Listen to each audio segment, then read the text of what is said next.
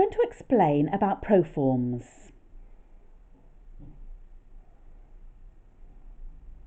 So proform. I know it's a strange word, not linked with English at all. We use it in BSL for linguistics, and it's in our grammar.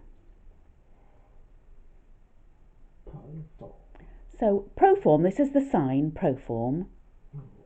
What it means is a noun that's signed that then changes to use a classifier to show what the noun is doing. I think it's better if I give you some examples.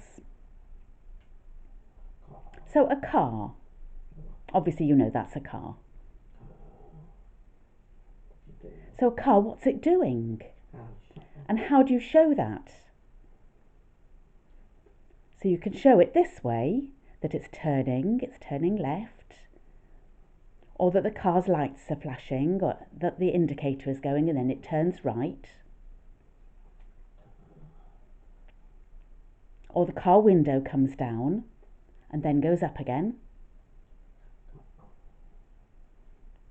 or I'm in the car and I adjust my mirror,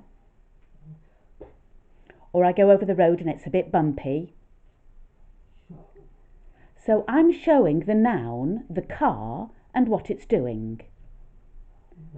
Another example is using a person. So you know the sign for a person, male or female, it doesn't matter which.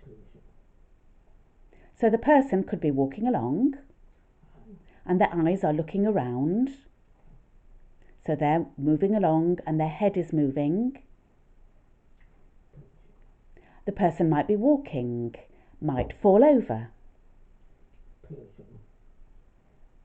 And the person, I am then showing what the person is doing.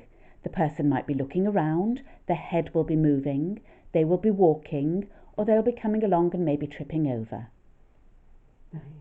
So it's the same noun all the way through. So I hope that makes sense to you.